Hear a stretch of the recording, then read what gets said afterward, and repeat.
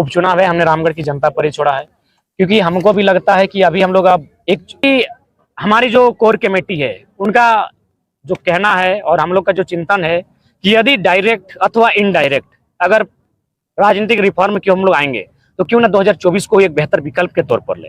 और जहां तक रामगढ़ का सवाल है तो हम लोग तो स्पष्ट कहा कि छात्रों के साथ हैं। अब वो छात्र जानते हैं कि उन्हें कहाँ मत करना है और अपने इस जो मत है, जो लोकतंत्र का सबसे शक्तिशाली हथियार है, उसका प्रयोग करना है। 2024 में बदलाव हो, 2024 में बदलाव 7% हो, 50% तो ये हम लोग अनुमान कह सकते हैं, लेकिन तय नहीं कर सकते। हम लोग एक प्रयास करेंगे। हम लोग जो होता है ना, जैसे कोई सचिन तेंदुलकर वर्ल्ड कप जीतने का उन्होंने प्रयास किया था, लेकिन फाइनली 2011 में जीत पाए थे।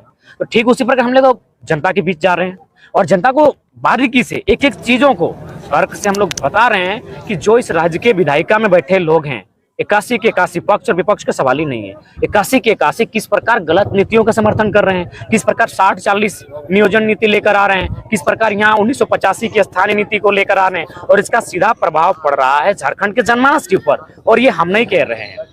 यदि इस राज्य में, इस राज्य के हितार्थ के लिए अगर पॉलिसी नहीं बनती है तो आने वाले कुछ वर्षों में यह राज्य अपने अस्तित्व से समाप्त हो जाएगा। उसका उदाहरण हम देंगे, चूंकि हम धनबाद जिला से आते हैं। धनबाद जिला में आज से 20 वर्ष पूर्व जब मेरा एक भाई थे, उनका जब विवाह में हम लोग बेलाटाण गांव गए थे, तो वहाँ बहुत गांव थोड़ा अंदर था, और हम लोग जब आज जाते हैं तो वहाँ काफी संख्या में अन्य राज्यों के लोग बस चुके हैं। बसे हैं वो अलग विषय है, वहाँ क्या है, उनके पास वोटर आईडी है, उनके पास राशन कार्ड है, उनके पास आधार कार्ड है, और वो है, वो भी हम नहीं कह रहे कि नहीं होना चाहिए। उनका यहाँ के बाद यही सेम कागज जो आज झारखंड में है उनके राज्यों में भी है। यानी वे लोग क्या कर रहे हैं, यहाँ के संवैधानिक अधिकारों को भी ले रहे हैं, और फाइनली क्या है, वो दो पहचान के साथ जी रहे हैं। यानी इससे क्या है, वो झारखंडी पहचान, जो झारखंड के लोग हैं, यानी जो मेरा था उसे कहीं ना कहीं एक मने बड़ी चालाकी के साथ छीनकर लूटकर ले जा रहे हैं। खतियानी जोहार यात्रा क्या संदेश दे रहा है? खतियानी जोहार यात्रा को मैंने पहले ही अश्लील यात्रा करार दिया था। इसलिए दिया था कि मोटा मोटी अगर अनुमान लगा लें तो किसी भी खतियानी जोहार यात्रा में मुख्यमंत्री जिस जिला में किए, अगर मान के ले चलते हैं कि वहां अगर 2000 की ही भीड़ हुई, अगर मान के चलिए 2000 की भीड़ को एकत्रित करने के लिए अगर 200 गाड़ियों की संख्या हुई, 200 गाड़ियों में अगर मान के चलिए 2-2 हजार का पेट्रोल भरा गया, तो उसको अगर हम लोग गुना भाग करने जाएंगे तो मुझे लगता है एक एक जोहार यात्रा में लगभग नहीं करने से भी अनुमानित करोड़ के लमसम खर्चा हुआ है। ऊपर से मैडम अक्षरा जी को ले आई, हम उनका विरोधी नहीं है, पहला बात है कलाकार का हम सम्मान करते हैं, लेकिन चूंकि राज्य अपनी भाषा के आंदोलन को लेकर लड़ रहा है, और आप उन भाषाओं को जो हमारे यहाँ कहीं ना कहीं एक तरह से थोपी जाने का प्रयास की जा रही है, आप उन्हें स्थापित करने का प्रयास कर रही हैं, जिससे राज्य की जनता माने आप छूटना चाहती है, छुटकारा पाना चाहती है। जिस स्थिति से आप उस स्थिति को प्रेजेंट कर रहे हैं, तो कहीं ना कहीं जोहार यात्रा ना होकर एक अश्लील यात्रा है। अश्लील यात्रा इसलिए कहेंगे क्योंकि यहाँ के छात्र नियोजन को लेकर परेशान है। रैयत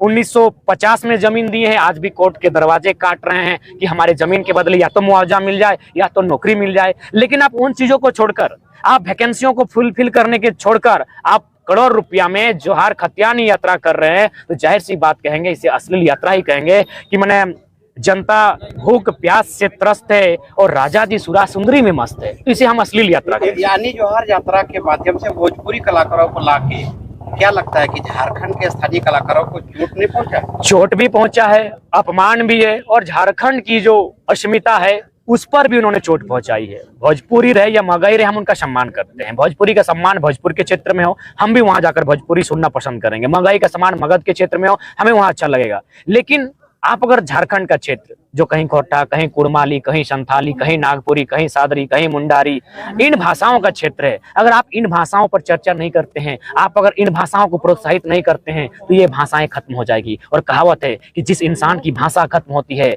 जिस इंसान की भाषा खत्म होती है, वो इंसान खत्म हो जाता है। ये हम नहीं कह रहे हैं, आप सभी चूंकि जानकार लोग हैं और नौजवान हैं, आपने बाहुबली का फिल्म देखा होगा। जब उस फिल्म में बाहुबली की पहली बार हीरोइन से भेंट होती है, वहाँ एक जिक्र होता है पिंडारी। पिंडारी आज से 200 साल पहले भारत में हुआ करती थी, आज एक भी नहीं है। क्यों नहीं है? ना उनकी सभ्यता खत्म, उनकी संस्कृति खत्म, उनकी भाषा खत्म, आज वे लोग खत्म हो गए। तो इसलिए ये हम नहीं, यूएनओ का आंकड़ा भी कहता है, यूनाइटेड नेशन ऑर्गेनाइजेशन, कि आने वाले 2050 तक झारखंड की 8 भाषाएं खत्म हो जाएगी। 8 भाषाएं खत्म होगी वो बड़ी बात नहीं है, यानी एक संस्कृति खत्म हो जाएगी। इसलिए यदि आपको बचाना है, यदि आपको कलाकारों को बढ़ाना है, यदि आपको साहित्यकारों को बढ़ाना है, यदि आपको गीतकारों को बढ़ाना है, तो आप जो लोकल्स हैं, जो झारखंड की भाषाएं हैं, जिनका उद्गम इस माटी में हुआ है, इस माटी के अलावा कहीं नहीं है, उन भाषाओं को प्रोत्साहित कीजिए। और 2024 के 60-40 का जो नीति आने वाला था, हम लोग भी मैंने आह्वान करिए दिए कि जिस दिन ये नीति आएगी सड़क पर मुख्यमंत्री के चारों तरफ पुतला ही पुतला नजर आएगा। तो मुख्यमंत्री आश्वस्त हो चुके हैं, कल फिलहाल उन्होंने टाल दिया है, यानी वो फिर कुछ नया सोच रहे हैं। और जानते हैं बहुत उनको जो बता रहे हैं वे लोग बहुत धूर्त है और मुख्यमंत्री थोड़ा सा बेवकूफ है। इस बात को सच्चाई मानना होगा, थोड़ा सा अन्यथा में ना लगे अगर मुख्यमंत्री के रिश्तेदार लोग सुन रहे हैं तो, क्योंकि बहुत धूर्त लोग हैं। बताइए, कहते हैं 7 लोगों ने सर्वे किया है, ये 7 लोगों ने नहीं क्या कहा होगा, और लोग वो कह रहे हैं कि 7 लाख लोगों ने कहा कि 60 और 40 की नीति सही है। कौन बोका आदमी है जो 40% माने पूरे इंडिया को यहाँ नौकरियों में घुसने देगा? किसी भी राज्य में ये नियम नहीं है। दादा, एक पेपर में 10 लाख दे लो और एक पेपर में 7 लाख दे लो। यानी जब पेपर वाला कंफ्यूज है तो आप सोच सकते हैं कि इसके लागू कर पाएगी अपने कार्यकाल में?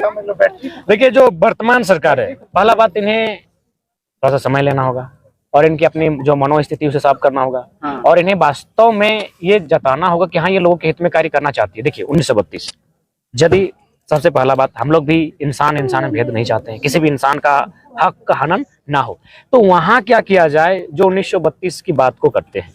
सबसे पहले बात, जो लोग कहते हैं कि 1932 से हमारा डिस्टर्बेंस होगा, हम लोग हकों से वंचित हो जाएंगे क्योंकि हम लोग अन्य राज्यों से हैं, तो वहां एक समय सीमा दिया जाए। या तो फिर आप एक ऐप बनाइए या फिर कोई आप एक मैंने एप्लीकेशन के माध्यम से फॉर्म अप्लाई करने बोलिए कि जिनको 1932 से आपत्ति होने वाली है वे लोग आवेदन जमा करें। जिनका आवेदन जैसे ही आएगा, आप एक टीम को गठित कीजिए, जैसे आयोग बनती है, कभी मेहता आयोग, कभी कालेकार समिति, तो कभी बलवंत राय समिति, या कभी मंडल कमीशन। तो एक कमीशन, एक आयोग बनाइए और उस आयोग की जिम्मेदारी दीजिए, कुछ महीना दीजिए, कुछ साल दीजिए, और उसको ये तय करने बोलिए कि जो लोग आवेदन किए हैं इनकी सच्चाई क्या है, क्या झारखंड के अलावा इनका किसी राज्य में कनेक्शन है कि नहीं। और मुझे लगता है आज के डेट में बहुत आसान है, आज के डेट में मुझे लगता है एक इंसान के बारे में जान लेना बहुत आसान है। नेटवर्क का जमाना है, ऑनलाइन का जमाना है, मोबाइल का जमाना है। आज के डेट में इंसान अगर जंगल में भी है, जो अगर मैंने शायद उसके बारे में भी आपके पास डाटा है, तो डाटा आज बहुत अवेलेबल है। आप आसानी से जान सकते हैं कि जो लोग 32 के विरोध में है कितनी सच्चाई है। चुनाव में कई उम्मीदवार के कहना है कि जयराम महतो हमारे सपोर्ट में एक बार की बोल। देखिए, सबसे पहला बात, इस बार हमने चूंकि उपचुनाव में अपनी ऊर्जा को हम लोग व्यस्त नहीं करेंगे। चुनाव से पहले आप लोग बोले कि हम हजारों छात्रों के साथ हैं। हाँ, तो लेकिन अगर छात्र एक हो जाते हैं तो किसी एक छात्र ने चुनाव में हम लोग प्रचार में भी सामने आ जाते हैं। लेकिन छात्र चुकी काफी ज्यादा संख्या में है, तो हम लोग इंटरनेशनल मैसेज छात्रों को दिए हैं कि आप लोग को जो अच्छा लगे चुनाव की एक रात में खेला करें। कुछ बात पहले बोले अटैची 2024 जो चुनाव है उसमें भी अटैची, बिल्कुल अटैची रहेगी। आप लोग कैसे फेस करेंगे? हम लोग विचारधारा से ही फेस कर पाएंगे, और हम लोग जो हमारी उपचुनाव में विचारधारा से नहीं चल रहा है आप लोग? हाँ, कहीं ना कहीं जितने भी उपचुनाव हुए हैं उनमें विचारधारा हावी नहीं रही। जो उस टाइम में तो 81 विधानसभा रहेगा, अभी तो एक ही विधानसभा है और एक नहीं कर रहे फेस आप लोग, तो 81 कैसे कर पाएंगे? जो चुनौती रहेगी, एक बहुत बड़ी और बड़ी चुनौती हम लोग के सामने रहेगी। लेकिन चुनौतियों से भाग जाना और जब मुसीबत सामने आए तो कंबल ढक के सो जाना कहीं ना कहीं एक मैंने विचलित करने वाली बात होगी। तो हम लोग चुनौती से हतोत्साहित नहीं होंगे, उसका हम लोग सामना करने का प्रयास करेंगे और उसमें हम लोग प्रयास कर ही रहे हैं। आज क्या लगता है कि झारखंड का नया चेहरा जयराम महतो हो सकते हैं अगले 24 के चुनाव में? देखिए, जयराम महतो नया चेहरा नहीं होंगे, लेकिन जयराम महतो के साथ जितने भी नौजवान हैं वो एक विचार को तौर पर देखे जा सकते हैं, एक व्यवस्था परिवर्तन, एक पॉलिटिकल रिफॉर्म के तौर पर हम लोग देखे जा सकते हैं। और निश्चय ही 2024 में आज जो आंदोलन चल रहा है पिछले साल भर से, जिसमें काफी कुछ घटनाक्रम